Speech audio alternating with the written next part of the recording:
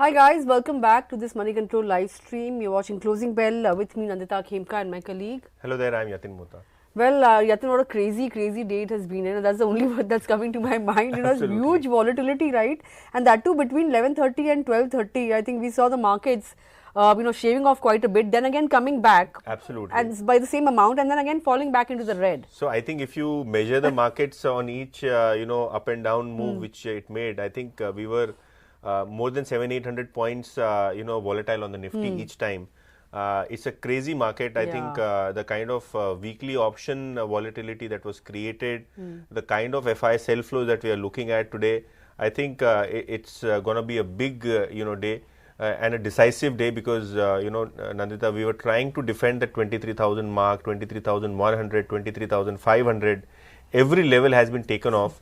And I think the bears have a very upper hand in the markets, especially with the FIs having a long short ratio of nearly 15:85 or something of that sort. So I think a lot of shorting in the market, a lot of downtrend in the result reactions as well. We haven't seen excitement on the result season, so clearly indicates the sentiment just ahead of budget and post the Trump swearing in. Well, Trump had a busy day in office, and we also had a crazy busy day today, given the kind of market movement that we saw. But all of the sectors trading in the red. In fact, you rightly mentioned we took out the 23,000 mark. In fact, we've closed below that Monday level of 23,047 on a closing basis. We held on to 23,000, but it is below that recent swing low of 23,047 or thereabouts. Broader markets, deeper cuts there, in excess of 2% on both the Nifty mid and small cap indices. The breadth was fairly, of course, tilted towards decline. So NSE advanced decline ratio was almost 1:4. VIX, volatility, since we're talking about it, that index hit a 6-month high, and that's what is signaling extreme caution in the market, right? Look at Realty, that took a beating, and how 4% down on that index. Banks took a beating. There was some bit of reprieve when you looked at the Nifty Bank index after Kotak numbers, but that has faded. Tomorrow we have HDFC Bank numbers. We'll also have an expert, by the way, joining in. We'll ask him about what to do with banks right now. Let's quickly take a look at the losers and gainers then. Trend continues its downtrend. Adani Ports, NTPC, ICICI Bank hit a 7-month low today. I think Reliance Industries was also among laggards, and so was SBI. After the good move in PSU banks today, they also weren't spared. And FMCG, by the way, was trying to hold up, but towards the end, even that succumbed to profit booking. On the gaining end, Apollo Hospital and, of course, OMCs were doing well, because of Trump's drill baby drill comment, wherein they are looking at producing more fossil fuel, which will bring down prices of crude oil, which have once again gone up above $80 per barrel. But Yatin, broader end of the markets, quite a few result reactions. Dixon Tech, Newgen, Absolutely, it's a long list. In fact, stocks like Zomato continue to remain weak in today's market. We had stocks like Obero Realty reacting to the numbers, slightly below expectations results. And if you look at the top losers on the F&O market, we had stocks like MCX, numbers not that bad, still the stock was down 9%, Obero Realty 7% down post numbers, Zomato down as much as 10% intraday, and Dixon Technologies, after announcing a possible foray into the fabrication business of semiconductors, which is making some smaller parts for the semiconductor business, was down almost 15% intraday. That's true. That was the texture of the market, extreme volatility. But on that note, let's bring on board our guest for today. Joining me is Jay Thakkar of ICICI Securities. Jay, what a day! First day in office for Trump, and look how it has really impacted us. Although not much in terms of tariff announcement, but he has said that BRICS nations, if they look at reducing their dependence on dollar, they could face 100% tariff. And of course, India being a BRICS nation, that is, kind of a wild card for us as well. But what do you make of the wild swings in the market? How would you characterize today's moves? Hi, very good afternoon to you, Nandita and Yatin as well. I would say that, see, there is as you also rightly said, there was a clear indication from the rising, VIX, and I mean that's what we have been witnessing since the, closure of the weekly expiries. I mean, Nandita, see, let us understand that why the India VIX has gone up, and we at ICICI Securities had this clear view since November that slowly and gradually it's heading towards 18 to 20. Right. The first reason was definitely, the closure of the weekly expiries. See, basically what happens is now you must have seen that the volumes are down by almost 50%. And the kind of concentration which we used to see among these strikes, maybe Nifty weekly expiry or the Bank Nifty, wherein it contributed more than Nifty as far as the volumes are concerned. There, the concentration of the OI in the nearby strikes was quite high. Okay, since we had this weekly expiry. Now, since it has gone to monthly, okay, and since everyday expiry thing is now over and just left with two, mainly Sensex and Nifty. So the skewness has increased and the concentration of the OI as far as call and put is concerned, it has gone wider. Okay, so maybe you have highest OI at 50,000, for example, on the call side, and highest OI at 48,000. Earlier, it used to be within that 500 points range. Now it has gone down to 2,000, 3,000 points, and that too with a lower OI as compared to the one which you used to had. In fact, during the last weekly expiry of Nifty, we did see a combined OI almost 8.5 crores as far as the ATM straddle was concerned, which was also very not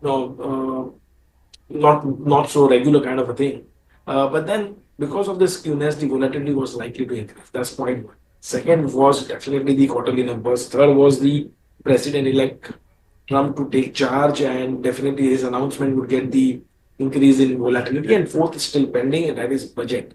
So till then, and few days after budget is also, we are likely to just see this volatility going up only. And as you also pointed out that almost like 6 months high on closing basis, then definitely yes, we are above those November highs at least, and it's inching towards 2021. So it's at around 17 levels. So much more to go there, and have or increase in volatility is generally associated with a fall or a correction in markets generally.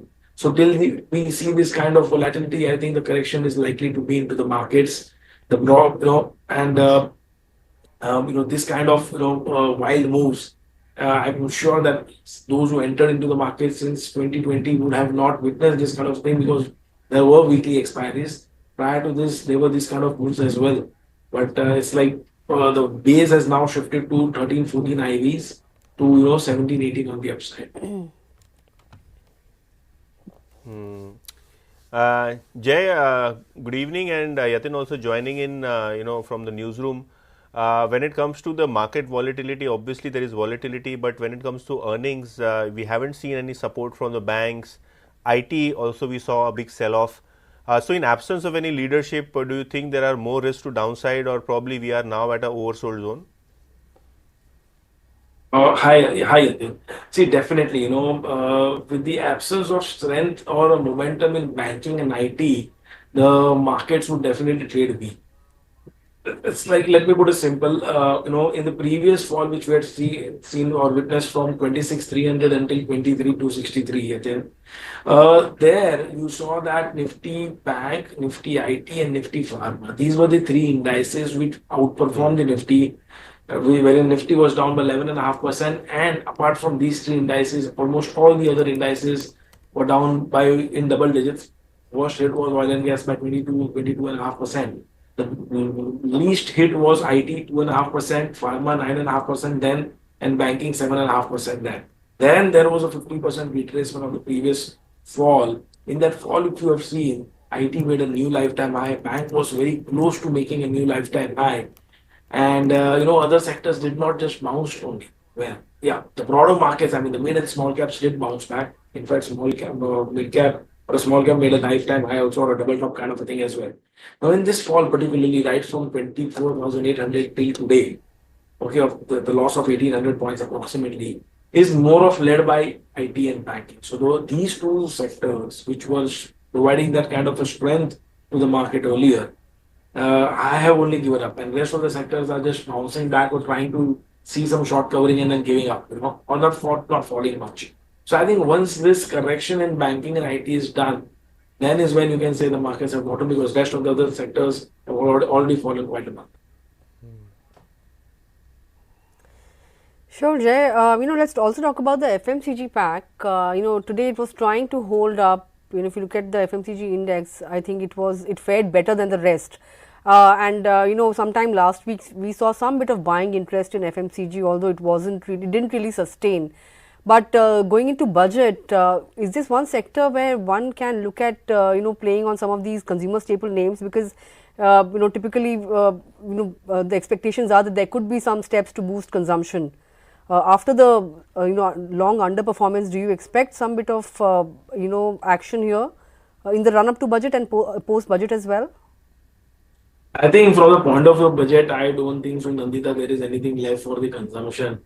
I mean, and it's not going to impact it much. We can just look at from the point of view of short covering, that if at all there is a bounce, it could be a short covering led bounce because markets are quite oversold. Or one of the point which you guys mentioned that if net long ratio is too down, I mean, it's at 15%, it can go down even. I mean, in March 23, we had seen as low as 7 to 8% as well. Can it go that was? I don't know. But then, yes, it is oversold. It can go to, 12, 13, maybe 10. But then because of once it recovers, I mean, since we have more than 4 lakh contracts shorts out there by FIs on the index, there can be some short covering. So from that point of view, we can see that. But from the budget point of view, I don't see that happening. In fact, from budget point of view, what can be looked upon is the, infra space, metal space, cement space, maybe auto space if they come out with some, good, policies as far as auto is concerned, maybe insurance is concerned, or maybe banking is concerned, I don't know, but not FMCG, I'm not sure. I mean, it's just that if the income tax law is brought in a way that sales tax for the Indians, then the consumption can go up. And can that something come up? I mean, last budget we saw, in fact, levying more tax as far as capital gain tax is concerned, or maybe STT is concerned. So there was no as such as benefit as far as tax is concerned to the consumers, right? If there is a benefit of tax for the consumers wherein we are saving money, we can use it. I don't see any which is that kind of thing coming in. There can be some tax simplicity kind of measures taken further as far as income tax, law is concerned. But how it would be, I don't know. So nothing as sort of the FMCG or consumer point of view. But I'm sure from the capex point of view, if there's not much to spend there, they have a lot of room to spend it, and that's really the requirement or need of the hour as well. The spending from the government to come in, which will help the overall markets to basically provide some liquidity and consumption coming over.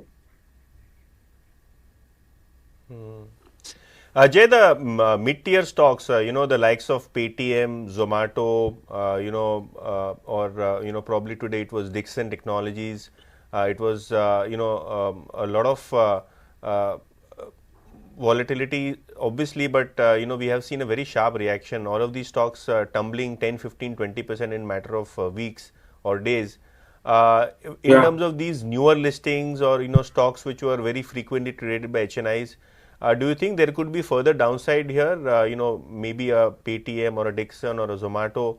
All of these stocks. For example, Kalyan Jewellers also, after entering into the F&O space, that stock is down more than 30%. So any similarity that you see in all of these stocks going down, or probably a big unwinding which is happening in all of these stocks?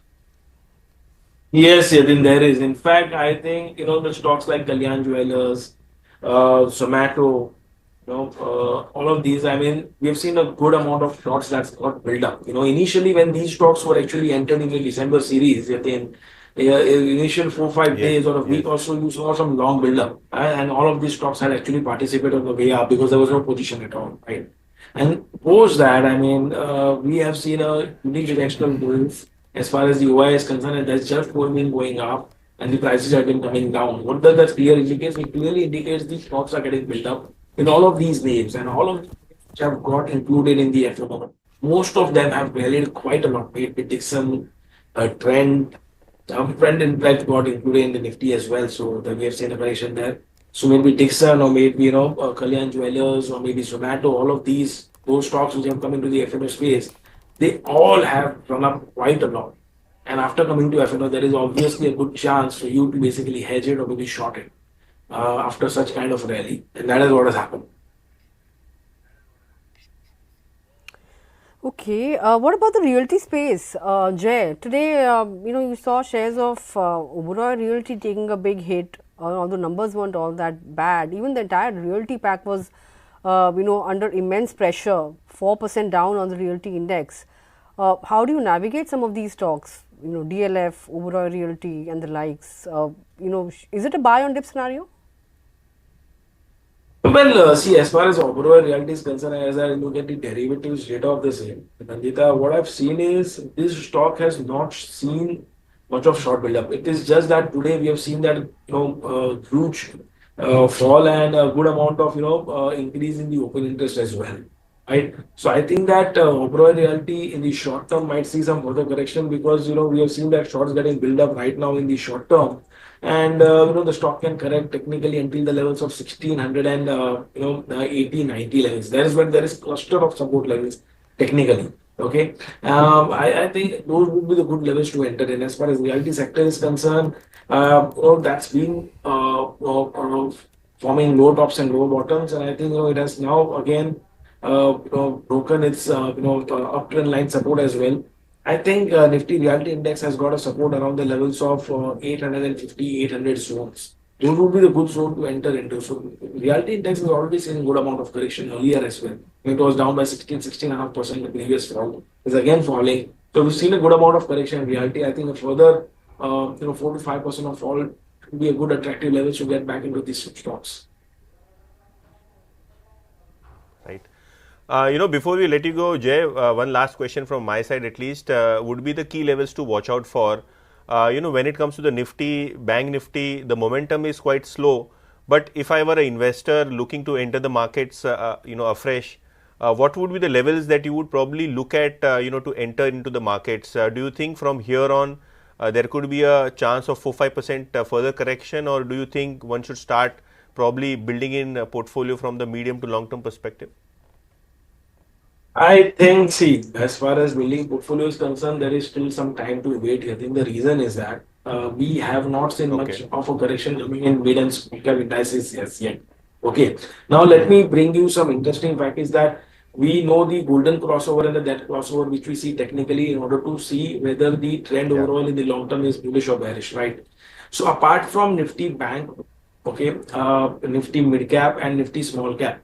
Okay, apart from these three indices which you track in almost all the indices, all have given a death crossover, including the Nifty as of date. Okay, we haven't got that on a closing basis on the monthly charts, but because we still have a couple of days for the month end, but the crossover has already happened. That crossover has already happened, and that in order to negate that, Nifty has to surpass the levels of 24,000. So if Nifty is able to close about 24,000 before 31st of Jan or by 31st of Jan, you won't probably get this death crossover, and it could be a bottom.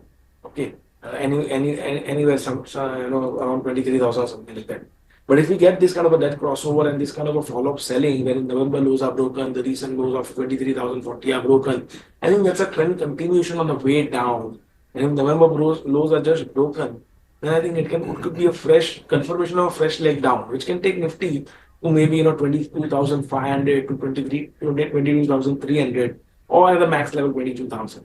So I think you still have time to wait and watch, and thereafter take a decision whether to go all in or not from the investment point of view. But yes, sector specifically, I think one can look out for opportunities or stocks, specifically those stocks which have fallen quite a lot.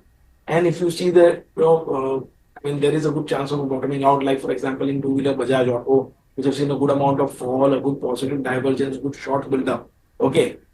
There, if you like the story as a long term, I'm just taking as an example, then you can add right now some quantity or some portion, and then if at all there is a fall, then on a staggered approach, you can add some more. But it's not the time to add full. It's just to it's time to actually do your homework in which stocks to be getting into it, and maybe allocate just 15-20% right now before getting a further confirmation or final confirmation. Just like you mentioned, Bajaj Auto, last question from me as well, Jay, in the run up to budget, for traders in particular, are you spotting any, shorting opportunities or any trading opportunities?